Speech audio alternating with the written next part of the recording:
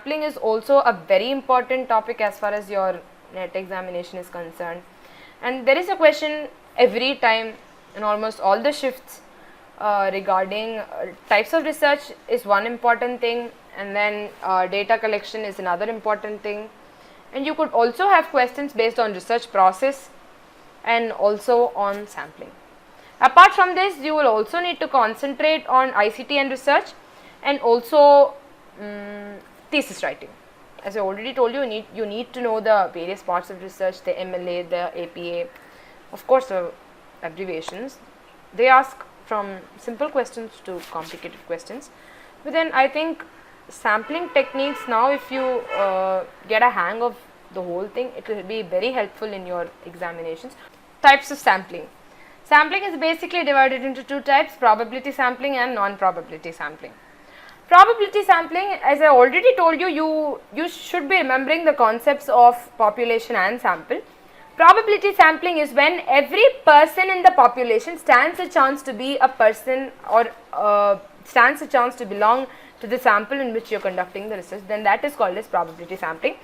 It is technically based on the law of probability, meaning to say that there are people, everybody, means there are 100 people, the 9th person or the 10th person or the 99th person, anybody can be a part of the sample, then that is called as probability sampling. Alright. The next is non-probability sampling.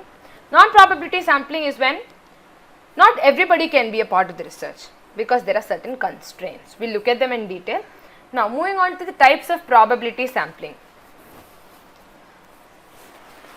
I have only picked up the types, or rather the most oft asked questions. Alright, I have picked up from the point of view of the examination. However, there are many of these types of samples. If you are very interested, or if you have genuine interest like that of a researcher, you can actually check out each of them. But for now, I will just give you pictorial representations of the samples as far as possible. So the first is simple random sampling, systematic random sampling, stratified random sampling, cluster sampling, area sampling. The first is simple random sampling. Now look at the figure closely. Alright.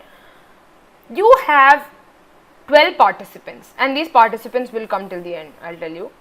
You have 12 participants, and these 12 participants, out of the 12 participants, you have picked out 2, 5, 8, 10 at random. There is no rhyme or reason why you have picked up 2 or 5 or 8 or 10. Alright. So that is called a simple random sampling.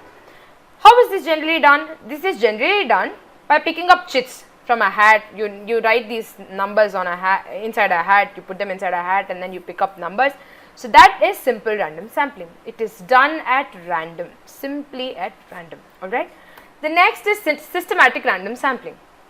So systematic means it has some methodology. Alright. Now you might as well say that it is method in madness. Alright. So it is systematic random sampling. It is systematic and it is also random at the same time.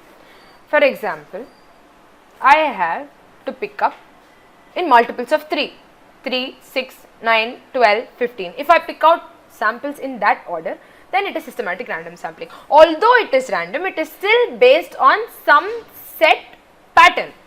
Alright. I am picking up in multiples of 3. After 3 I pick up 6. I don't pick up 5. It is based on systematic, it is systematic selection, but still it is random. Alright. So in the example which is up on your slide, you have samples which are selected for every third person. For example, you select 2 and then you leave out 2 people. You select the third, you leave out 2 people, you select the third, you leave out 2 third, you leave out 2 third. So that is the pattern. Alright. So that is called a systematic random sampling. The next is stratified random sampling.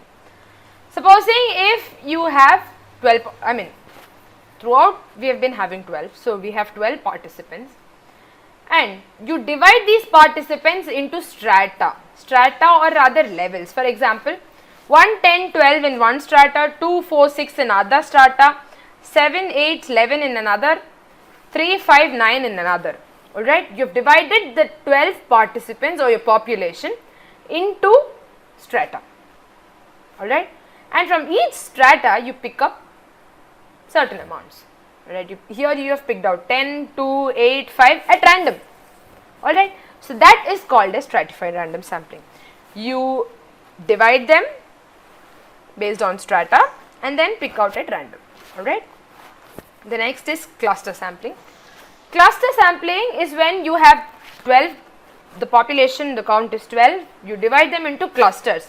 Cluster 1 has 1 and 2, cluster 2 has 3 and 4, 5 and 6, 7 and 8, 9 and 10, 11 and 12.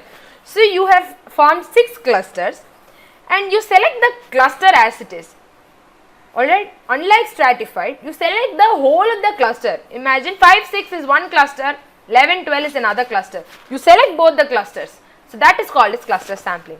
And I have seen a lot of students coming up with doubts on what is the difference between stratified and cluster sampling. For them, there is another slide coming up. Cluster sampling is when you divide the population in the form of clusters and select the whole of the cluster. Is that clear? The next, stratified sampling on the other hand, is when you divide the population into strata and divide certain amounts from each of the strata. Alright? Hope that's clear. The next is area sampling. Now this is a screenshot from Google Maps. Now I am working on this particular area, say the area that's next to AG Hospital, the petrol bunk and Phillips Hospital and all that. So that is my area.